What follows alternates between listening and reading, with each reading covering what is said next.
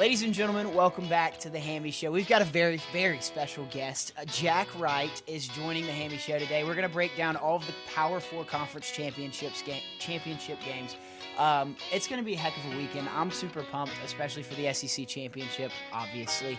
But Jack, thanks so much for coming on. Give him a follow on Instagram because his stuff is high quality. You've seen him on the sidelines. You've seen him doing all kinds of stuff for Georgia Athletics. So Jack M. Wright on Instagram. But Jack, man, thanks for coming. Thank you for having me. Yeah, I'm really looking forward to not only the SEC championship this weekend, being there in Atlanta this weekend, but also the rest of the weekend. It's going to be a historic slate. Obviously, number 1 versus number 2. Never happened before in a conference championship game, or at least hasn't happened since 2009, I should say, in the modern era.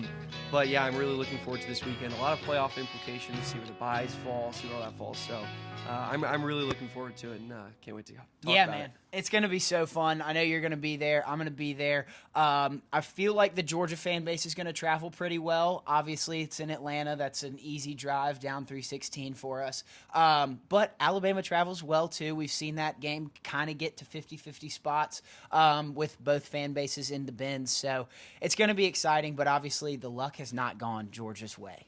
No, losing 10 of the last 11 obviously hurts really bad. And I was listening to Klatt this morning because he's one of my favorite guys to listen to, Joel Klatt. He was talking about how we thought it was a Kirby versus Mentor problem. We thought, obviously, before that was the Richt, but we won't talk about it. We'll talk about the current era. Right. We thought it was a Kirby and Saban thing, and we were like, okay, it's just his mentor. Like, he's got a mental block. Now you look at it, 0-2 against DeBoer, and you're like, well, is it a Kirby-Alabama problem? And in my personal opinion, I don't think it is. I don't think there's an Alabama problem. I think he's had 2 games versus DeBoer. They both didn't fall our way, but they both were weird games. They both weren't Georgia football games, obviously, getting down huge at Alabama last year. Clawed our way back in Georgia fashion. It went how it went, obviously. And then the game earlier in the season got down early. Again, clawed our way back, shut out in the second half. And so I don't think there is a Georgia-Alabama problem in this current era. I think they won the first 2 games, and there's no reason why Georgia shouldn't win this one. Yeah, I'm feeling more confident going into this one simply because of the fact that I think both teams are in either way. Mm-hmm. So I think it's like a looser type of play that Georgia's going to come in there with. I feel like both times we've played DeBoer's Alabama, we've come in so uptight, and everybody talks about it after those games that Kirby has like this over-aggressive sense to him when he plays Alabama, or he just does something that's kind of against the normal brand of Georgia football. But I think because of this kind of atmosphere with Georgia's in the playoff no matter what, we're obviously fighting for a bye, but Alabama's most likely in too. I don't think they can leave them out. So I think they play loose too, which benefits Georgia in my opinion. No, 100%. I agree. I think if Georgia's playing Georgia football, and it was Tavares King who said this actually on our show a couple weeks ago. He said it best. If Georgia's playing their brand of football, and everybody else is playing their brand of football, Georgia is the best team in the country. Yeah. If Georgia's playing Georgia football, Alabama's playing Alabama football, Georgia will win the football game. So I think when everybody's playing loose and it's not the uptight, oh no, do or die, if we don't win, we're not going to the playoff, I think Kirby understands that this is a moment for us to kind of prove it. Like, we're going to the playoff regardless. Let's go get the bye and play how we play football. Exactly. And, obviously the monkey off the back is a huge part of this game. You want to beat Alabama because of the whole 1-7 thing against them, the only win coming in that national championship in 2021. But I'm really excited to see what this Georgia offense is going to do. Obviously, it sucks that Drew Bobo's out. I think that's the biggest headline going into this game. I think the offensive line has to take a step forward. That's what I've got written down as my number 1 key for a Georgia win is the offensive line with those 3 freshmen in Glover, Tolliver, and Gaston. You have to take the step forward. You got to step up to the plate and be the guys without Bobo on the offensive line. Yeah, 100%. The freshmen have been not necessarily surprisingly good, but I've been pleasantly surprised with their performance throughout this whole season. Dontrell Glover should 100% be a freshman All-American. Has played out of his mind for a freshman. Juan Gaston has been versatile and playing all over the line, and now we obviously throw in Tolliver this week, and we'll see what he's able to do. But he's had a year redshirt freshman, not true freshman, which is definitely going to help. If it was a true freshman, I'd feel a lot worse about it. But that year is definitely going to be a bonus for him, especially being behind Drew Bobo, somebody who's so fantastic at his position. Him and Gunnar are going to have a lot to work with this week. Obviously, I'm sure they've been working on it since Saturday, just getting reps, getting under center, getting comfortable with one another. It's going to be a process, but I believe in Gunnar's leadership especially to be able to pull, especially this offensive line, Drew and Gunnar working together to pull this offensive line together. Yeah, I want to get into the keys, but I think we got to talk about the Drew Bobo absence. With Tolliver being in there, like you said, you got to get the reps. I mean, it is just a feel type of thing, what it's like to be under his butt. I mean, you know what I'm saying? It's such a weird thing, but that's what football is. The weirdest part to me, though, is how the offensive line responded after Drew Bobo went out. I thought they played decent, but there was still so much left on the table, and our offense looked very lackluster. And I think it's because Drew Bobo might not be the most athletic guy on the field. He might not be even the most athletic guy on our offensive line, but he's the glue guy. Mm-hmm. And, like, if you're in a loud environment, which Mercedes-Benz will be on Saturday, like, you could see Gaston and Glover and really even Micah Morris and Ernest Green when he was in, like, whoever was leaning on to Bobo, like, turning over, like, hey, did you get the play call? What are we supposed to do on this one? So I feel like they all kind of took a step back. So they, like I said, have to take that step forward. But I want to get into the keys. Let's hear from you what your few keys for a Georgia win would be on Saturday. So one of my big keys is the exact same key I had on the 28th. I think it was the 28th of September that we played them. Can Georgia's corners and secondary contain the explosive weaponry of Alabama? Because obviously they have some unbelievable talent on the outside with Horton and Bernard and Ryan Williams, who has been quiet this year. Yeah. He was, a lot of people think, the clear-cut number 2 receiver in the country last year, and now he's taken this step back where he's just been he's had the drops. But can the outside coverage, can the secondary contain this explosive Alabama offense? And I think the answer has been more prevalent as the season's gone on. I felt more and more confident with these corners. I think Ellis has taken a huge step up this season. Ellis Robinson has been one of the most improved players of the season by far. Obviously, Dalen Everett has been phenomenal. Yeah. And the secondary. Janelle has played great this year. He's had some flashes where we've been like, Janelle, what are you doing? And then, but for the most part, Janelle's been great. KJ's obviously KJ. Yeah. So I feel really good about our secondary. But that's one of my big keys is containing the explosives. Because this offense has the potential to do anything they want to any defense. And so not allowing them to have their way with our secondary and kind of pick it apart like they did in the first game, which kind of leads into another key that I'll get into, but is limiting the explosive plays and limiting the bombs. Yeah, no, that's exactly what I have too. I mean, we've seen these, like you said, these huge steps forward from Ellis. Dalen's obviously been great, but I've really loved seeing DeMello get in there. DeMello has been great too. I mean, since that Texas game when he flipped that dude, I was like, okay, he's arrived. He's the truth. He's going to be, the next superstar. Maybe he's not the superstar this year because you've got Ellis ahead of him, but I'm super excited for DeMello, getting him in the rotation, getting him in some packages, some coverages. I think he's exceptional. And then Zion Branch has taken a step forward as well. I think he's had a few moments this year where you're like, gosh, what are you doing? Similar to like everybody else on the defense. But as the season's gone on, these young guys, Zion's not young, but it's his first year in the Georgia program. As soon as they got more reps underneath their belt, they've turned into completely different ball players, and it's been fun to watch. But my next key was getting to Ty Simpson, and I think that's what you were hinting toward. And we didn't sack him once in the first game. Hardly pressured him. Yeah, hardly pressured him. It was so aggravating to watch our defensive line just get owned. And I do think it was because of those freshman reps, and we've gotten that more underneath our belt and all that. But we couldn't have these fun packages that we've seen in these past Georgia Kirby Smart and Glenn Schumann defenses where we've got pre-snap movement and we've got these crazy blitzes off the edge because we couldn't let our defensive backs get exposed like that if we were loading 8 in the box or so what. So I just think if we get to Ty Simpson, we can really affect this ball game, and Auburn did it last weekend and it showed. I just think that's a major, major part to this game. Yeah, 100%. Ty Simpson has actually, if you look at if you watch these last 5 games from him, has actually taken a decent step back in terms of production, in terms of total wherewithal, and I think it's because he's gotten pressured and hit more in these last 5 games or so than he did in the first couple games. Florida State got after Ty Simpson that first game, and you saw what happened. The next couple of games, the Georgia game specifically, he had all day to throw it, and he picked us apart. Yeah. And no matter how you could have Darrelle Revis back there, but if the quarterback has 6 seconds to throw the ball, he's probably going to find somebody open. Yeah. It's just how the game goes. So getting after the quarterback is going to be vital. Somebody I'm really hoping is going to make a big impact, who I've been a huge fan of this year. The stats aren't going to show that he's been unbelievable, but freshman Elijah Griffin has been probably one of my 3 favorite players on the defensive side of the ball this year.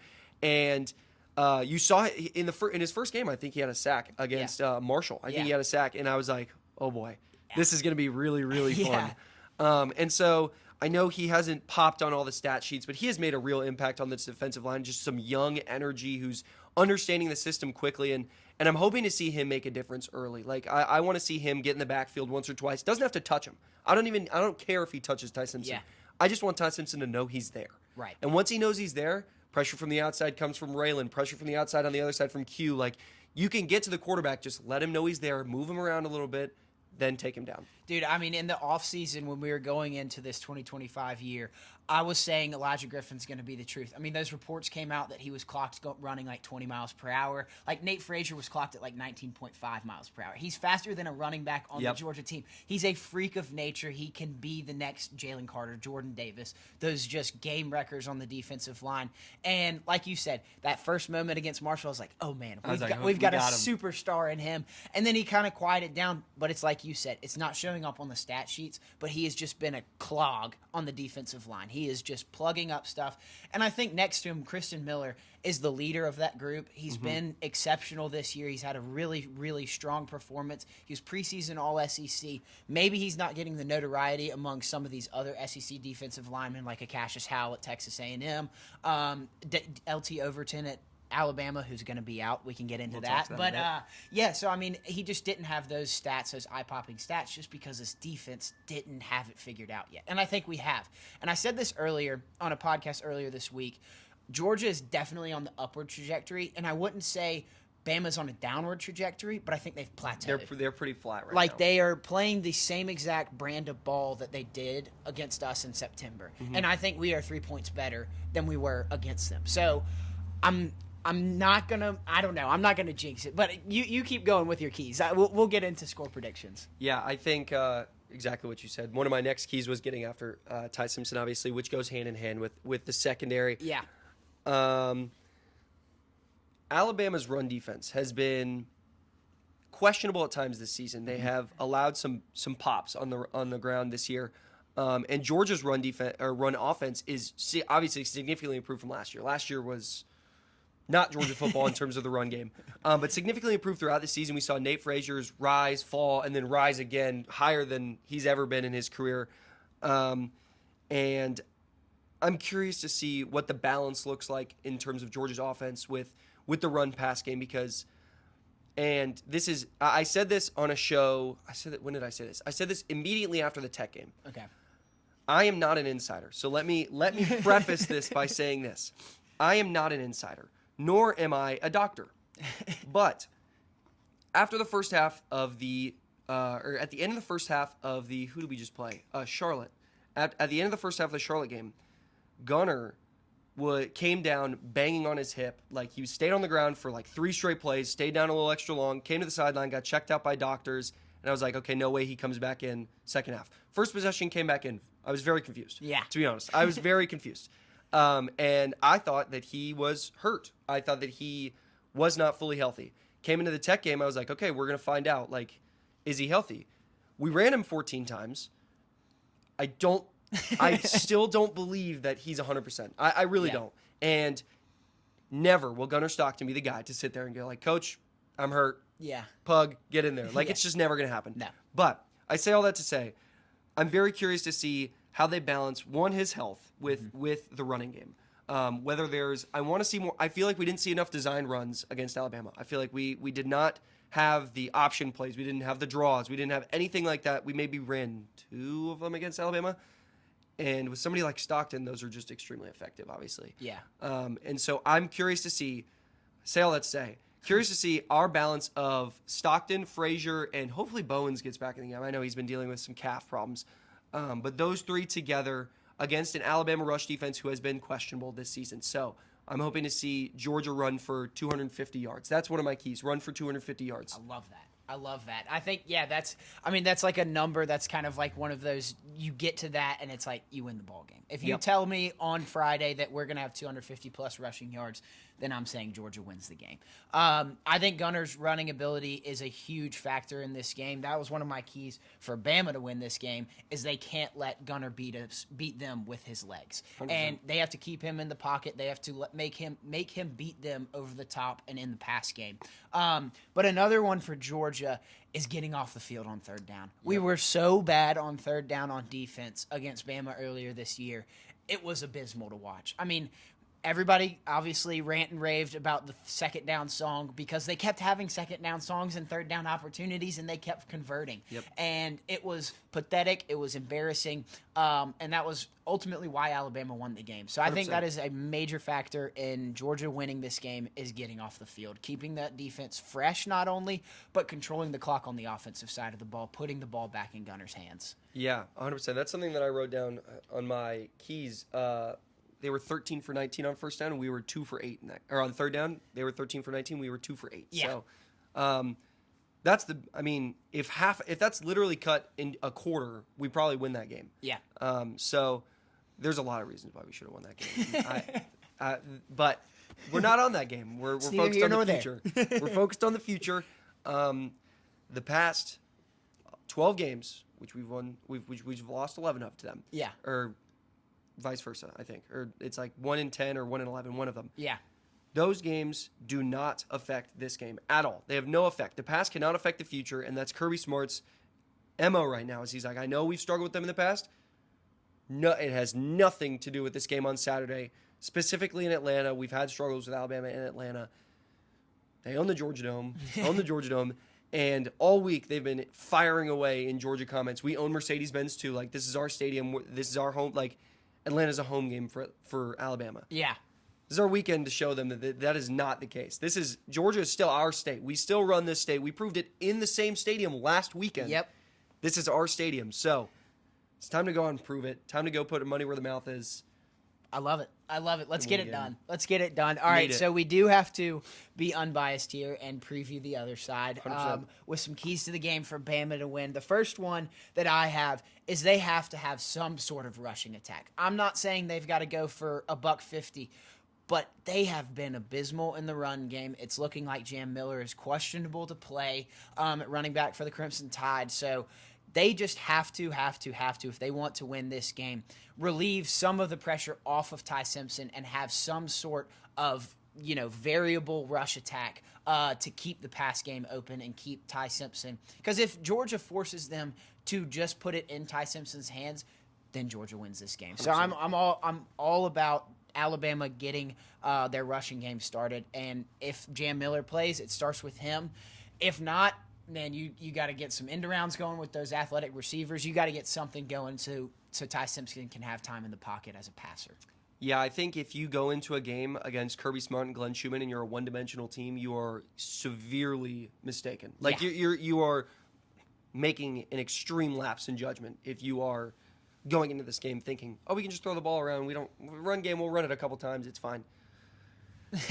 Not going to work against this team. 100%. They need to have some sort of balance, whether it's 60-40 throw pass or it's 50-50, which we'll see. We'll see.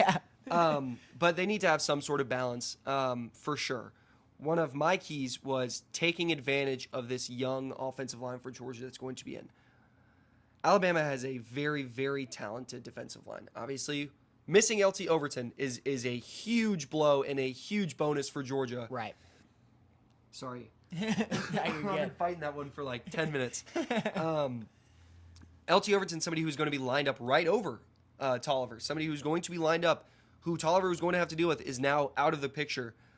Tim Keenan, who is a phenomenal player, has been in and out of the lineup this year. He has been questionable at times, and he has obviously made his presence felt when he needed to. But can Alabama's defensive line take advantage of this young offensive line? 3 freshmen / redshirt freshmen that are going to be playing for us throughout the game on the offensive line. Alabama is going to need to put some pressure on Gunner Stockton. As I said, not 100% confident in his health right now. Right. So if they can force Gunner to be uncomfortable through whether it's pressure up the middle through the guard and center who are obviously young and fresh. If it's pressure up the middle or pressure at the outside, making Gunner uncomfortable is going to be something that Alabama's going to have to do because Gunner doesn't turn the ball over. Right. Gunner protects the football with his life. It's probably my number one favorite thing about Gunner is he protects that ball. Yeah. Whether he's running or whether he's throwing, he doesn't put the ball in harm's way most of the time. But yeah, make Gunner uncomfortable. They're going to have to, if they're going to win this game, they're going to have to take advantage of that young offensive line. Yeah, I totally agree. That was my next key is if Alabama wants to win, they have to force at least one turnover. Yep. And Georgia has not put it in the defense's hands a lot. Gunner has been very protective of the ball, like you just said. He's not thrown a lot of picks. Since Nate Frazier fumbled against Alabama, he has not fumbled again, I don't think. Knock on wood.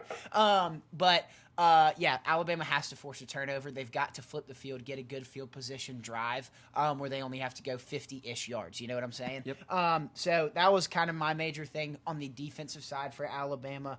My offensive key for Alabama is getting Ryan Williams exactly what back I had. active. Get him involved. Like you have to have him as a threat, and he's probably amongst us Georgia fans in our nightmares every single night of that play in Bryant-Denny last year. So is he the Georgia killer? Maybe, but he didn't have a large impact in the game earlier this year. Isaiah Horton and Jeremy Bernard were the two that kind of picked apart that defensive backfield for Georgia's defense. So if Alabama gets Ryan Williams back active, if he doesn't drop the ball, I mean, he didn't get a single. I don't even think he got a target against Auburn. I know he didn't have a catch. He had no targets. Yeah, I mean, so like you have to get him involved if you're Alabama.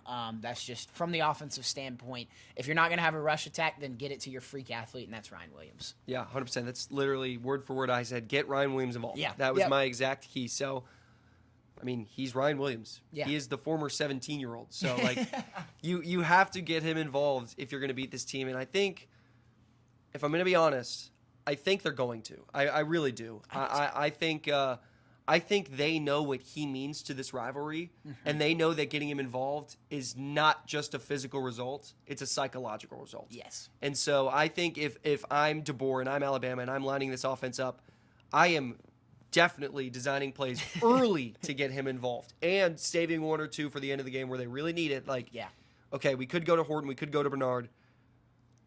Let's go to Ryan Let's Williams. just screw with Georgia Let's just go to Ryan Williams. Yeah. Throw him a deep ball up the right side and let him spin around. Yeah, like just let him go. Yeah, just do the exact same thing. Gosh, it haunts me every single night. Okay, not good. so let's get to score predictions because we got to keep moving through these other Power 4 conference championships.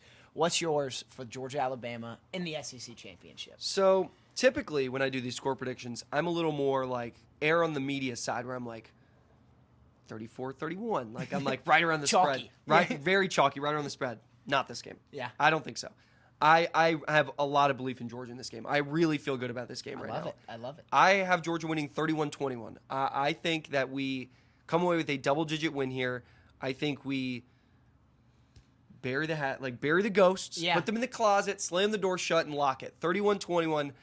I really think this could be like a 31-13 game late, and they score a touchdown in like bogus time, and they get something late. But I'm going to go not chalk here. I'm going to try and speak into existence as much as I can, but I really believe in this Georgia team. I think Kirby believes in this Georgia team, and I know the injuries are a problem, and I know that Alabama always plays up to us, and sometimes we like to play down. Yeah.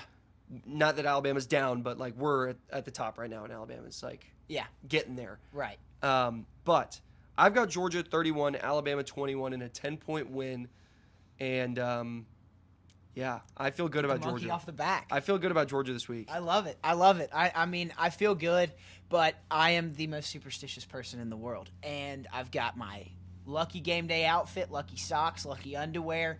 I wash my underwear. I don't wash my socks. I'm a freakazoid about it. Right. But what I have done all year since the Alabama game, because I picked Georgia to beat Alabama in the first one, since that game, I have not picked a winner, but I've given you a score prediction. So I'm going to stay true to it because Georgia's undefeated. So Okay. I'm cheating the system. Okay. But so you're not going to get a winner out of me, but you're going to get a score. I think it's going to be close just because it's Georgia, Alabama. I think something wonky is going to happen for the losing team to get them back in this game. I'm going 31-29. Whoa. Weird score. Weird score. That's So a lot. I think it's going to be like the losing team kicks 2 field goals, 3 touchdowns, and a safety. Like I think there's going to be something very odd that happens in this game. But that I'm not picking the winner. Could be a little 4 touchdowns, 1 2-point conversion. True. Very good point. Yeah, to get them back, I'm just saying something weird is going to happen in this game. It always does. I mean, look back at the one game we won. We won 33-18. Weird. If you went into that game and you said that score prediction, you're a psychopath. Psycho. Yeah, nobody's guessing that. Nobody. So I'm erring on that side. In case this happens, I'm gonna look like a genius. There you go. But let's hop into the next game, and that is the Big Ten championship. Ohio State and Indiana, like you said early in the show, 1 versus 2 hasn't happened since '09 in a conference championship game. Ohio State, I think, is a 4.5-point favorite, 4-point favorite. It's been right around there. What I've seen in the line fluctuation. So Ohio State has been the juggernaut of the year. I mean, they have separated themselves as bar none the best team in the country. I don't think anybody can argue with that. You can say they've played a weak schedule. You can say whatever you want. But when you look at their roster talent, you've got the best receiver, probably the second best receiver in the country, in Jeremiah Smith and Carnell Tate. You've got arguably the best quarterback in Julian Sayin, at least the most accurate quarterback in the country. You've got Caleb Downs, the best defensive player in the country, and Arvo Reese, who I think is in the argument for the best defensive player in the country 100%. at linebacker. Like he's a nut, like he's crazy, freak athlete. So Ohio State is just this wagon. But Indiana comes in here, never winning a Big Ten championship in a championship game. Last one came in 1967 is what I read. They have not beaten Ohio State in 30 matchups. They are 0-30. So let's get into this one. What are your keys for an Indiana upset? Indiana upset, my key is to score lots of points. Which is crazy when you think about Ohio State only giving up 9 touchdowns this entire season. They have given up 9 touchdowns. I believe it's 9, right? Yeah, I think it's 9 touchdowns in 12 games. Yep. So when you say score 30 plus, like, you're a psychopath. But I truly don't think Indiana's defense is going to stub this Ohio State offense. I don't see a world where that happens. So in order to win this game, you're going to have to score 30 points. You're going to have to do what no team has done and score half the touchdowns that they've allowed this season in this game. Yeah. You're going to have to score points. So with that being said, I don't love the key because it's a key that feels almost impossible. Right. But you're going to have to score 30-plus points to win this football game. Like, that's just where I say I don't see Indiana winning a slugfest with Ohio State. I don't see them winning a 20-17, a 17-14 type game. Yeah. I think you're going to have to score 30 points in order to win this football game. I agree with you. I mean, I think you have to get in a shootout and you have to play that game.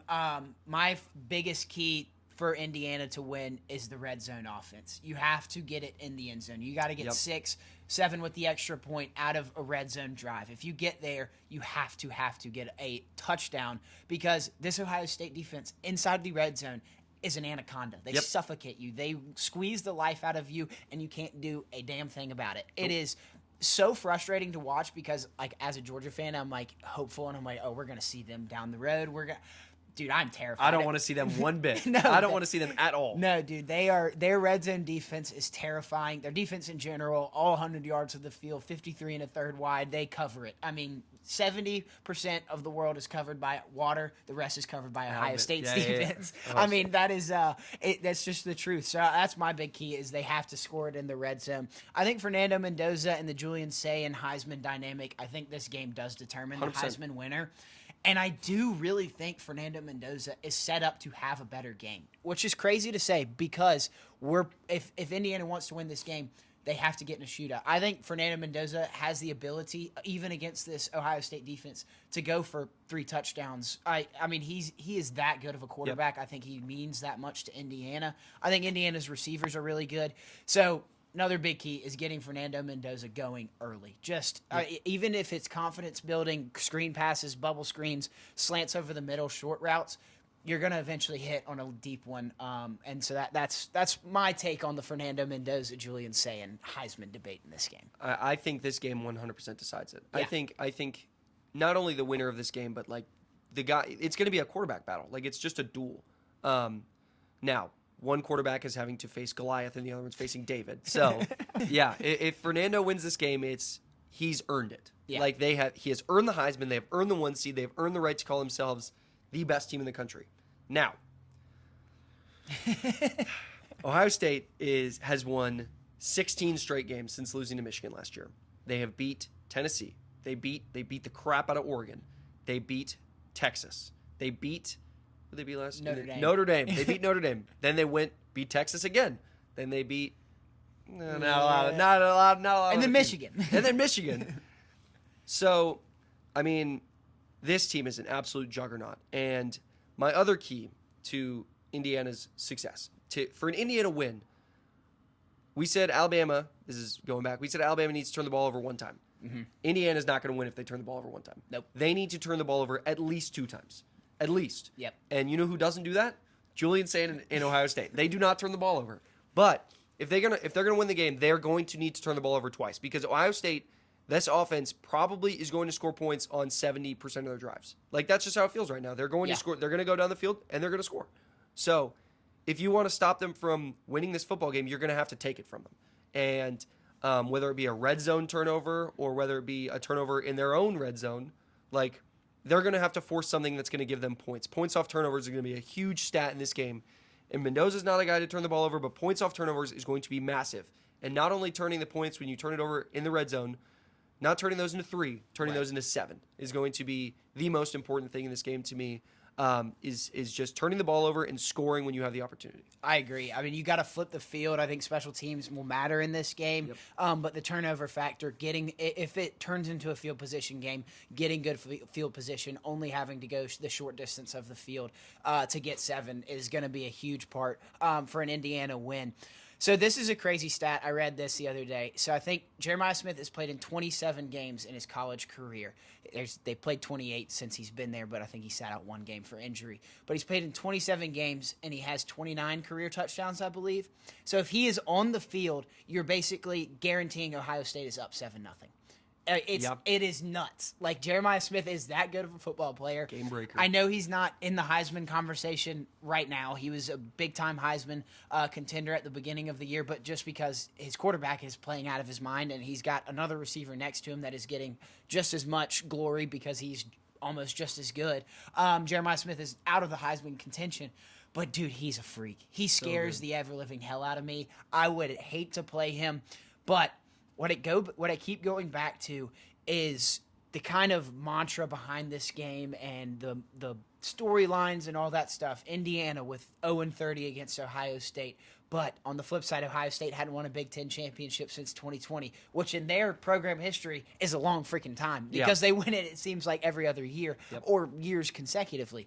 So I feel like both of these teams, even though they are solidly in the top 4 with a bye, I think whether win or lose, I really think these teams are going to leave it all out on the field, and they are going to go at each other's neck. I think Coach Sig is got something up his sleeve, so that's my hot take, or maybe it's a key. Indiana's going to pull something out, something weird, whether it's a fake punt or a fake field goal, a 2-point conversion, something odd, a flea flicker. I don't know what it's going to be, but Sig has something to get Ohio State on their heels. I think it comes early, too, so you can get Ohio State on their heels and get some points on the board. That's just a hot take. No, I like it. I think that's what it's going to take. Yeah. I really do. I think that's what it's going to take to beat a team like Ohio State. And, if I'm sitting here as I am sitting here as a Georgia not only fan but also somebody who follows it very intently, really hoping to be on the other side of the bracket of them. Yeah. Really, really, really hoping that they win. Yeah. And that they get the 1 seed. And that I don't even know how it would work. I think we would have to be the 2 seed with an SEC championship win. I Yeah, think. But yeah. I don't know if the loser of that game drops beyond 2. Yeah. That's ugh. I know. It's terrifying. I almost want to be like, I almost want to win and then just stay. Just stick us at 3 so we can play Indiana next. Yeah. Indiana next. We would play Indiana in the semis. Yeah. If both teams made it there, and then deal with Ohio State. Let somebody else try and take them out before Georgia does. But kind of feels, I don't know. I don't know. So let's get into Ohio State keys real quick. I had basically one key for them, and that's just be Ohio State. It's the most chalked up thing ever, but It's a pretty chalky team. It's they're just a chalky team. They have won every single game by a gazillion points. They put their foot on the neck and just kill you. It reminds me of Georgia like two years ago where they would just suffocate you. Like you're like, okay, we're going to play Georgia. We're going to score 10 points. Yeah, you've got a Heisman contending quarterback like we did with Stetson Bennett. You've got a freakish defense. You've got some studs on the outside like Brock Bowers to Jeremiah Smith. It's very similar teams, and it's crazy to look at that because like everybody talks about the greatest team of all time. Who is it? 2019 LSU. I think that's the best team of all time. But the 21 and 22 Georgia teams definitely deserve to be in like a top 10 conversation. But if Ohio State goes all the way, man, they have a real conversation. Top 3, probably second best team of all time. Yeah. I think they do hold a candle at least to LSU. I'm terrified of them, but that's what I'm saying. Their key to win is just be Ohio State. Be them. I mean, don't change a single thing that you've done this entire season. Just go play I keep saying Alabama. Go play Ohio State football. Yeah. And just be Julian saying. Just complete 80% of your passes. Like just be Ohio. Like there's nothing to change. Right. They've done everything they wanted to every team they've played this season, besides maybe Texas. Like, Texas was the only game where I was like, okay, this team looks vulnerable. Yeah. I was like, whoa, Ohio State only scored 14. They only won by 7. And then I was like, oh, well, I guess it's the number 1 team in the country at the time, Texas. Yeah. And then you move through the season, you're like, oh, that's why they only scored 7 points. This team is a juggernaut. Yeah, exactly. I don't know what is going to happen with the playoff bracket and all that stuff, but score prediction, I'll go first. Sure. Give me Ohio State. Yep. I you can't pick against them right now. Nope. I think it's too hard to not go with them. I'm going 31-17 Buckeyes. I have Ohio State 35-14. Okay. Yeah. So very similar. Yeah.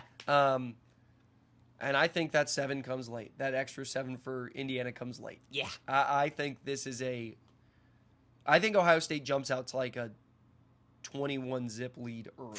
Yeah. Like first quarter. Like I think they could jump out really early. And I'm gonna sit here and like hot take it. Like I'm not gonna sit here and give boring like, well, 35. It's gonna be a back and forth game, and then Ohio State's gonna pull away. No, I think Ohio State jumps out to like a 21-zip lead early. Like I think with a turnover. Like I'm feeling what I'm feeling right now in my heart of hearts is a first drive touchdown for Ohio State, then like a 3-and-out, 6-and-out, whatever. Yeah. Touchdown. Pick 6. Like that's what I'm feeling right now. Just go, cut their throats in the first quarter, and they just know they're done. Yeah. And this Ohio State team has all the ability to do that in the world. They could go up 35 in the first, and I'd be like, well, it's not unexpected. I would not be shocked. That's how good this team is. So, bottom line, avoid Ohio State. Yeah. Bottom line, just don't put them on the schedule. We do have a home and home with them in like 30 and 31. I think we have a home and home. So. Well, I don't know. With all this playoff conversation, it might get canceled. Yeah, it probably will. Wants actually, to play these non-conference. We'll switch games. it for UAB or something. Yeah, exactly. I don't even know if we'll play Louisville next year, and that's our non-conference. Oh yeah, I game. forgot we have Louisville next year. Yeah, so I mean, it's just crazy what the playoff is. But we'll hop on another. I love the playoff talk. I do too. We can talk about that sometime in the next. Yeah, weeks. we'll definitely do something, especially after the final one is set on Sunday. We got to get together next week and really lay it all out. I'm a playoff merchant to Dude, talk about. I am love too. it. I'm such a nerd. I've got look at it. You got it right there. All the scenarios that can happen. We're getting carried away. But I'm just excited. I know it's hard not to be. But moving on, let's get to the Big 12. I think this is probably the next best game behind the top 2 games. I really think the Georgia-Alabama game is the most exciting just because of the rematch. Then Ohio State's just a juggernaut, but it's still 1 versus 2. But I got Big 12 ranked number 3 on the big board of this weekend. Oh, you don't like 7-5 Duke versus UVA? That's not. We'll get to that load of BS game. But BYU Texas Tech in Dallas, in Jerry World, AT&T Stadium. It's going to be a fun one. You never know what to expect out of the Big 12. I feel like it has been somewhat more of a chalky league this year because you've just got Texas Tech and BYU on a collision course, both 11-1. Texas Tech, I think, is the far better team. but don't discount the Mormons, man. Never. I like this BYU team a lot. I think since that Texas Tech loss, they have really taken a step forward and played their best ball in the latter part of this season, which is the time to play your best ball. That's 100%. when you should be peaking, and I think BYU is. But I want to read you some stats real quick. Texas Tech has never won the Big 12. Crazy. The Red Raiders have never been crowned Big 12 champions. BYU. That's surprising. Weren't they like the number 2 team in the country in 2008 with Michael Crabtree? Yeah. Wasn't they like? I think it was. I guess would have been in Texas. That's the year they beat Texas, or was it OU that was the big one that they with the Crabtree? I was 6. Yeah, I know. I don't remember. I just remember watching highlights. Yeah, I know. I remember Michael Crabtree being on that team and them being. I think it was Texas. That sounds right. That they were playing, but I think Texas. The one where Michael, they had the corner, the touchdown in the corner, the right corner of the end zone. Yeah. Yeah, I don't know. I don't know either. So that's surprising that they didn't win that year. You're right. So I guess the stat would be they've never won a Big 12 championship in the championship game. They've had to have been Big 12 champs like in their history at some point before championship games. But this is what I read. This is what I believe. This is from Google. So they've never earned it. You can always trust Google. I promise you. ChatGPT too. Always trust them. Yeah, exactly. BYU though has only entered the Big 12. They came in 2023, so they've never even played for the Big 12 title game. Right. They've got a freshman at quarterback in Bear Bachmeyer. I love watching him play. I mean, it's so good. Like, it's just old school. It's good for football. It is. You kind of have to have that dude. I remember the dude that played at Michigan. He was the quarterback after Denard Robinson was, and he wore number 98. I think his last name was Gardner or something. Oh, man. I think so. That's bringing back some memories. I know. 2015, right? Yeah, somewhere around there. Like, it was crazy, but he wore number 98. But this is the closest we've had to that number at a quarterback, and he's a freshman. And this is also a weird stat. He's a Catholic at the Mormon school. Yeah, it's very weird. It's odd. Some animosity there within the locker room. Exactly. I don't know if they all go with him. But keys to the game, my big one for BYU to pull the upset. I think the spread that I saw last was 12.5. I saw 12.5, yeah. But I think for BYU to pull the upset is ignoring the outside noise. And, the Kalani Sitake talk of him going to Penn State, obviously they re-signed him, so that's kind of passed over. But still some outside noise that they had to deal with within the locker room this week. But then you've got the whole rematch talking how they were completely blown out of the water in that first game, how they've never played for a Big 12 championship, how there's a lot of outside noise, I feel like, going into this game. Texas Tech has spent all this money. They're hearing it all. I think you got to block that out, and you just got to play your brand of football, and their brand of football is letting Bear Bachmeyer run it up the gut and just keep the ball on the ground, milk the clock, and I think it's play BYU football. That's my biggest key. We'll get into some more, but go for yours. I think my biggest key for BYU is I know we're going to see Bear Bachmeyer run the ball 20-plus times probably, but protect him. This Texas Tech defensive line is insane. It's good. I think they're 5th in the country in sacks this year, and this defensive line has I'm blanking on his name, but they've got a kid who's projected to go in the top 10 in the NFL draft right now on the edge. And obviously, Rodriguez at linebacker is just a monster and a stat stuffer. So protecting Bear Bachmeyer from those guys and just not letting their quarterback hit the ground. I'm going to stick a number on it. Like, don't let him hit the ground 4 times behind the line. Yeah. Like, you can probably get away with 3 just because he's a running quarterback. Like, he's going to get hit behind the line a couple times on some of these design runs. But if you let him get hit over and over and over and over behind the line, you're going to end up in trouble in a hurry. And as a freshman, very easy to get rattled in that kind of environment in AT&T. It's into AT&T, right? Yeah. Apparently, it's the biggest sellout of all time is what I was reading this morning. Like, it sold more tickets than, like, the Texas games. The Texas Big 12 championship games. It's the most sold-out game. That's crazy. In Big 12 championship history is what I read this The morning. Mormons are traveling. The Mormons are moving. Crumble Cookie is going to be in the stadium, and they are going to be selling a lot. Yeah. So, I mean, it's protect Bear Bachmeyer. Don't let the freshman get rattled because it's very easy to lose focus in this kind of environment, this kind of situation, playing for your school's first Big 12 championship in probably the biggest stadium they'll ever play in, like in college at least. Yeah. But yeah, I'm or maybe ever. I mean, that stadium's pretty big. Yeah, exactly. But yeah, just protect the quarterback. Don't let him get rattled. Like mentally bigger than physically. Like he's used to getting hit because he's a runner. Right. So like he's used to getting hit. But like mentally protect this quarterback. Yeah, no, I totally agree. I think this was my next one is you kind of have to have other options than Bear Bachmeier. It's like Alabama against Georgia. If they don't have a rush attack, you come into that game one-dimensional. The Georgia defense is going to capitalize. That's the exact same storyline with this Texas Tech defense. If it's just a Bear Bachmeier show, they're going to eventually shut him down. They're going to get him figured out, whether it's halftime adjustments, which has come out that those are no longer existent, all that good stuff. Yep. But no, I mean if they are a one-dimensional team, then this is Texas Tech's defense to just they're gonna own them. So my thing is get the ball in LJ Martin's hand. They're running back. He's averaging 5.7 yards a carry. He's a stud. He's had a great year. And like I said, BYU's a running team, and you have to stay true to the run. Don't get away from it because it will open up and you'll bust a play here and there. But you got to have that second option besides Bachmeier just running it 25 plus times up the gut. It's going to get figured out. Jacob Rodriguez crashing that offensive line, he's going to cause some disruption. He's going to wreak some havoc. So you've got to get it in another dude's hands. First of all, to keep the dude healthy. If Bear Bachmeier, like you said, if he's on the ground 4 or more times behind the line of scrimmage, that fifth time getting up is going to hurt. It's going to hurt. So you gotta keep him healthy, keep him fresh, and I think LJ Martin is the key to getting the ball diversified in that BYU offense. Yeah, I have one more. Man, I hate this for these conference championships because it's so. This weekend feels so big, but I feel like I've kind of belittled a couple of these games, saying like I don't think it's going to be that close. Yeah. That being said, my last key for BYU is pray. Yeah. Pray. A lot. I love it. Because this Texas Tech team is legit. This Texas Tech team is going to beat somebody in the playoffs. I really believe they're 100%. going to beat somebody in the playoffs. Yeah.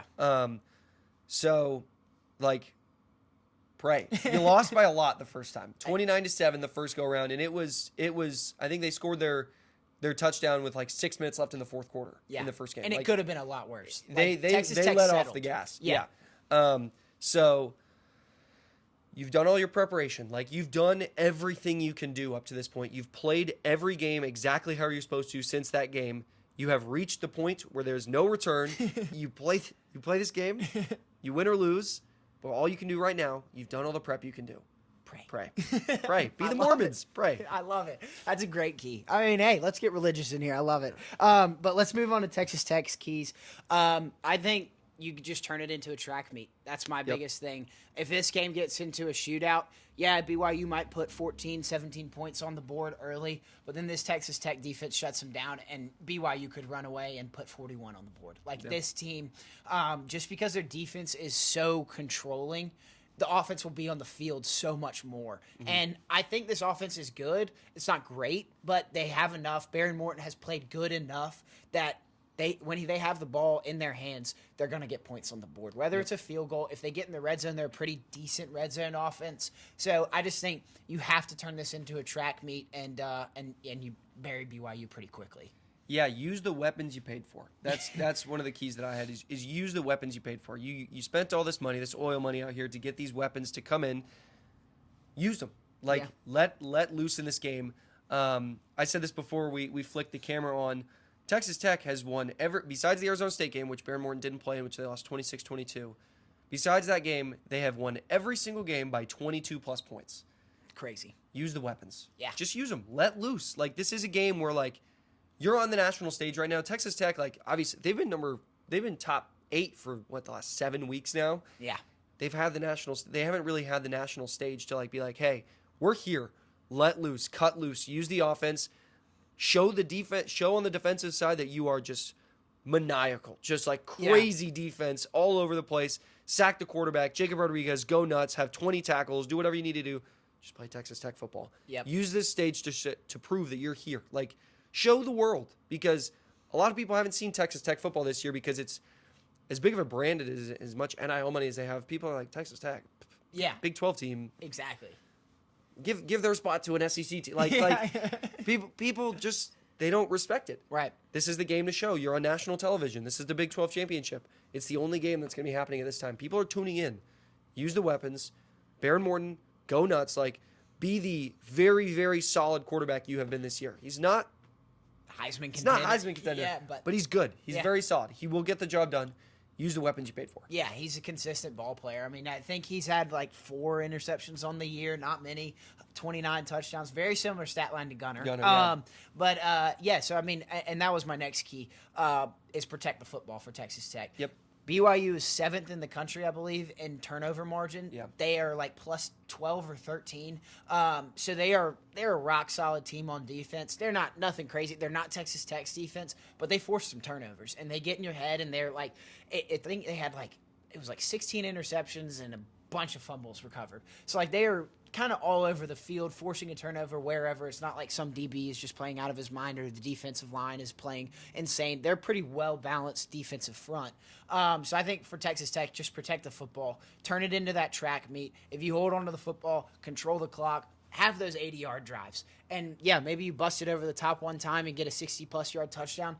Big whoop. Get back out there, shut them down on defense, get back out there, protect the football again, go for another 75-plus yards on the next drive. Like that's – and if they do that, Texas Tech is going to run away with it. Yeah, I mean, I think I only wrote the one key, which was just use what you have because I think, like, you have the talent on defense. You have Rodriguez. You have – I'm really upset I'm blanking on this kid's name on the edge. I know who you're talking about, too. I'm blanking as well. I want to say, like, Hurley or something like that. Like, someone with an H. Yeah. But – scheme up some plays to get one of them loose and just obliterate this BYU offense because, like I said, you paid for it, use it. Yeah. Like this just goes to show you what NIL has done for the sport because, I mean, obviously Texas in general has a lot of money, and you look at a team like Texas Tech who has probably one of the top 3 most expensive rosters in college. The most expensive. Yeah. What did they spend, like $22 million? I mean, it was a lot of money. It was a lot of money. But you see what it can do. Like, it brings a program like Texas Tech to probably the 4 seed, maybe the 3 seed if things fall weird. Like, if Georgia loses, you probably get the 3 seed. Yeah. And use what you got. You paid for it. You've earned your way here now with the roster, with the roster and the results. Go ahead and do it. Get the job done. I'm with you. I think Texas Tech is going to run away with it. We'll get into score predictions. I'm going 38, and because I believe in the revenge factor, I think BYU keeps it close, but I think they get a late touchdown to cover. So I'm going 38-31, kind of a chalky score, but I think it's going to be like 38-24 late in the fourth, and then Bear Bachmeier's going to run it up the gut for like a 20-yard touchdown, and they're going to bring it within, but then BYU's eliminated from playoff conversation, which sucks because I kind of wanted to see the Mormons in the playoffs. But I think BYU has a better shot than most think, but I still think this is Texas Tech's league. I think this is their year. I think they're a serious contender. I don't know if they can win the national championship, but they can make some serious noise in this playoff. They're definitely going to make a fan base really upset. Yeah. A team's going to walk in and say, like, Texas Tech, like an Ole Miss or something like that. It's going to walk in and be like, Texas Tech, let's go. Yeah. Wouldn't say that. Yeah, I know. But I'm going to continue my trend as the anti-chalk meister here. And I'm going to say Texas Tech wins by 22 points. Wow. I think they win. I don't see a reason why this streak would end. I've got them 35-13 winning by 22 points. On the dot. On the dot. They're not going to end it. I feel good about this Texas. I do a show with Jacob Hardy. Yeah. We would sit in front of the stadium. I don't know if you saw any of this. Yeah. We sat in front of the stadium and we talked about this. And in week 4, I said Texas Tech is going to upset somebody in the playoffs. Like that was I didn't think they were going to be a 3 seed. Yeah. Might I add. Right. I did not think they were going to be a 3 seed or 4 seed. But I said Texas Tech is going to upset somebody in the playoffs. They're a very, very good football team. And I feel good about it now. I have not changed my opinion on the whole. Even with the loss to Arizona State, I was like, this is still a playoff team. Yep. I think they're going to win by 22 points, and they're going to secure themselves a bye in the college football playoff. I love it. I think Texas Tech is well-deserving of a bye. Obviously, they have to win, but, I mean, there's going to be these arguments, the Big 12 arguments and whatever. But I genuinely think this Texas Tech team is going to make some serious noise. But let's move right along. Before we do. Go ahead. How funny is it that there's a chance that North Texas, Texas Tech, and Texas A&M make the playoff, and the Longhorns are sitting at like 13. I thought that was so comical this past weekend. I thought it was an absolute farce that they put them over Vanderbilt because ridiculous. I get the whole head-to-head thing. That Texas has the head-to-head. They've got the top 10 wins or whatever it is. But Vanderbilt has 2 losses and Texas has 3. Don't lose games. Yes, It's exactly. very simple. Yeah. Don't lose the games on your schedule. Exactly. That's my entire point. But I think it is an ultimate middle finger that the playoff committee could be giving Texas unintentionally, because I think they want Texas in. Yeah, I mean it is like that they have that inkling of hope that they are right there on the bubble and they could get into the playoffs, but there's no mathematical way for them. I'm trying to think of a way where it's possible, and maybe we talk about this. Maybe we talk about this before the rankings and after the rankings. Yeah, we'll talk more about the playoff stuff. But We might have to hop on like a little live on Sunday morning. Sure, I'm down. I'm down. Yeah, but We'll make dude, something it's going to happen. be crazy. This playoff picture is absolutely nuts. I love it. I love it. I love I it. do. I do too. I'm so I was against the 12-team format, and I'm still like, but Just we wait have till we it. hit 16 in 2 years. I know, gosh, but we have it, and you got to go all in, and I'm all in. I hated the idea of it. Yeah. And this is silly because as a Georgia fan, it's unbelievably advantageous for us. Oh, yeah. Because we could lose 2 games and In large just part, sit- you are sit going to be in every single year. There's I said this 3 years ago. Where did I say? I said on my first podcast I was ever on. Actually, I was like, this gives Georgia with 3 losses a chance to get into the playoff. Like a chance. Obviously, it hasn't happened. Might happen. It's probably going to happen with Alabama this year. Yep. If they lose to the SEC in the SEC championship, it just gives teams like Alabama, Georgia, Ohio State, those types of schools an opportunity to get into the playoff, losing 2 or 3 games. 3-loss Virginia is never getting into this playoff. No. But Georgia, 3 losses. Alabama, 3 losses. Yep. Windows open. So this does nothing but benefit the big schools. No. And Yeah. the whole idea was it's going to bring in the small schools, and Yeah. we see where it's put us. I know, and it does help the small It schools. We does. could have 2 group of 5 teams in, And I am praying for it. I would love to see it happen. and that's going to perfectly segue us into the ACC championship, because this is the biggest toilet bowl of all time. All time. It is comical that the ACC has gone to these amount of lows that this conference is in right now. But yes, the matchup is 10-2 Virginia, the number 17 team in the country, playing unranked Duke, who is 7-5 on the year. So I saw this take. I think it was on Unnecessary Roughness. The conference championship is not about who you beat, but it's about the times that you lose. And the times that Duke lost were the correct times. They didn't Yep. lose in conference. They Nope. lost their 3 non-conference games and then 2 ACC games. And because of the weird formulas that happen in these conference championship races, they're in this championship game. It is absolutely bonkers. I could rant about this specific topic for about 40 minutes. I think I could too. I can't stand the 25 or the 20 team conferences. It has destroyed conference championships in general. You look at a team like Duke, 7-5, got blown out by Illinois, lost to UConn, and what was the other non-con? I don't even know. I can't remember. Somebody silly. Yeah. And then they lose to Virginia regular season, and they lose to Georgia Tech. First of all, why is Georgia Tech not playing in this game? They both have 2 losses I have in no the idea. conference, Blows my mind. but Duke and Miami only have 2 common opponents.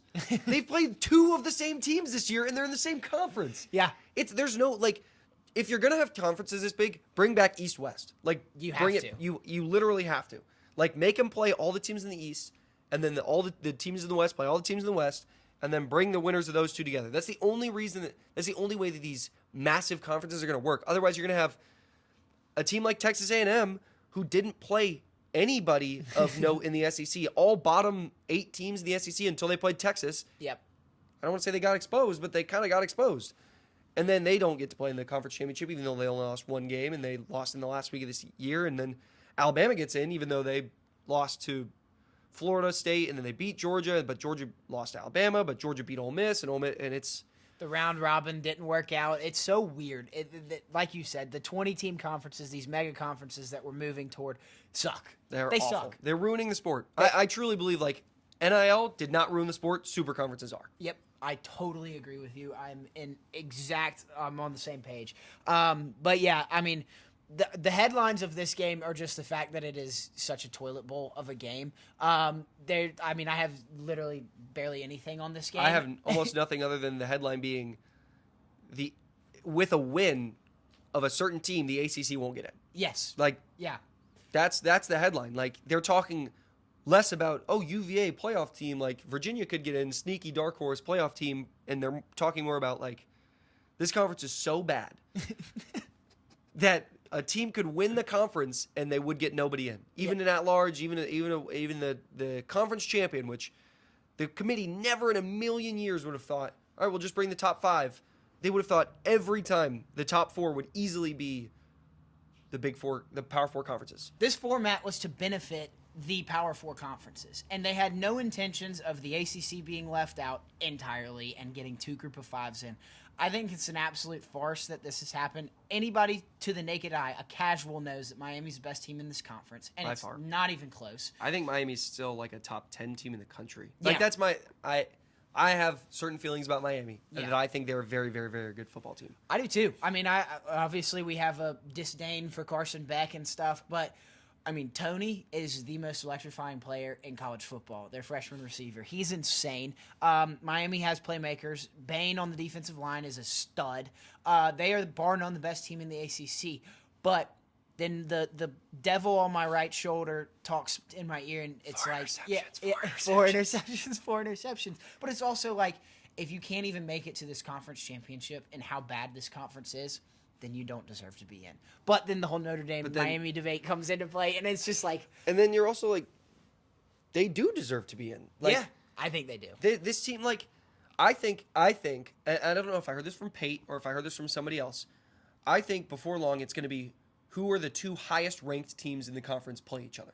Yeah. I think that's where we're going to end up. Instead of like all this conference champion, like the non-conference, the common opponent winning percentage, like sooner rather than later, for not only TV purposes, because it matters a lot for TV, it's just going to be the 2 highest ranked teams from this conference. And I think based off this, that's a better result than this mumbo jumbo of conference nonsense. Yeah. And I mean, we'd get very similar games for the most part. Like, they'd be almost all the same, except for it'd be Georgia Ole Miss again. Would be the only difference, which I don't love. Yeah, But yeah, I think before long it's going to be the highest ranked teams. No, I think what it's going to take is, I mean, all of these conferences have these guidelines set up, and it's like a 7-step process on how to determine who goes to the conference championship. And I think the very last stage of it is a coin flip, like the Texas State college, like the Texas State high school. I saw that. Yeah, Where they sick. met in the gas station. Yeah, it was actually awesome. kind of electrifying. Like, Yeah. I loved it. But the second that happens, because we got close in the SEC and in the ACC, we got to like step 4, 5, maybe even 6 of these conference debates on who's making it into the championship game. The second it gets to, I think it's like the 7th criteria, and it gets to a coin flip, they're going to have to go to the highest ranked teams. It's like, that's just the only math that makes sense. This is the only math that maths in college football. 100%. Because like it's absolutely asinine that Duke is playing in this conference championship. But let's talk about how Duke can win. I really, to be honest, I have not watched a lot of Duke football. I think I've watched one game. Yeah, I watched the Tech game. Yep. When they should have beat Tech. Yep. But I've watched very little. I was kind of high on Duke. I really like Darian Mensah. Darian Mensah was Like- one of my like preseason, like, oh, he might make some noise. Yeah, same. And I was kind of betting on Duke every once in a while in the first 4 to 5 weeks of the college football season. And then they kept disappointing me. And then when this whole ACC doomsday came around in the first, like, The first wave? Yeah, the first before, wave. when they were like, when they had 4 losses or when they had 3 losses, Yes. and they were like, oh, 3 loss Duke, 4 loss Duke. And yeah, then- exactly. And I was like, okay. And then it wasn't going to happen. And then now that it's happening again, I'm like, I was kind of looking forward to it then. I was like, oh, this could be hilarious. Now that it's here, I'm like, this is so freaking dumb. So stupid. But Darian Mensah is the only highlight on this Duke team. I really haven't watched enough ball to like give you a justified opinion on what their keys are. But based on his name and his kind of high marketability in the college football landscape, I think he's the key to the game for them. Like, if he plays Yeah. well, then Duke can upset Virginia. If Chandler Morris for Virginia plays well, then Virginia wins. Like, it's just a quarterback duel in my mind. Yeah, correct me if I'm wrong, but Manny Diaz, I'm 99% sure on this, but correct me if I'm wrong. Manny Diaz was the coach of Miami. Yes, yeah. How funny would it be if Manny Diaz at Duke won an ACC championship before Miami won an ACC championship at all, number one, but won an ACC championship in the year where Miami's ranked 12th and Duke is 7-5. So pathetic. It's this whole situation. Now, from a media perspective, Yeah. I absolutely love it. And I tell my friends this, and I tell my parents, friends, they're like, what are your thoughts on this whole playoff thing? Like, Yeah. what are your thoughts on like the whole like debate between who gets in? I'm like, honestly, as a football fan, I hate it. Like, I think it's very silly, like the conference stuff. Yeah. From a media perspective, It's kind of hilarious, but it's awesome. it's awesome. It's a content machine. Right. It's literally like, I could talk about this for so long just because of how stupid it is. Yeah. Like, that's just what it is. And so, from a media perspective, I love it. I know. I mean, come Sunday, if Duke wins this game, Instagram, Twitter, like if you're a Virginia fan, if you're a Miami fan, if you're any other ACC school, Stay off media. Stay off social media. Stay off. It's going to be awful. I mean, it is, and I'm gonna hound on it. I'm gonna post so much stuff about it. Yeah. It's gonna be awesome. But yeah. So from that perspective, I think it's great. I don't know if you have any keys that you want to get to for this game, but go right ahead. The floor is yours if you have any. Wow. A lot of pressure here. Make it Key. exciting. Like, can Key, that be yeah, a key? make it entertaining. But if you're Virginia, don't be thinking about James Madison in the back of your head during this game. If you're Virginia, if you're like, man, getting ready to snap the ball. Man, what if North Texas gets in over us? What if North Texas and James Madison get over, and then just don't think about them. That's my key. Just like play the game. Yeah. Virginia's. I mean, they're number 16 for a reason. They're a good team. Yeah. They're like 10-2, right? Yeah, 10-2. 10-2. Like, loss came to Wake Forest when Chandler Morris got knocked out of the game. Like, other loss was early in the season to NC State in kind of a shootout, I think. Yeah. Which didn't count as a conference game.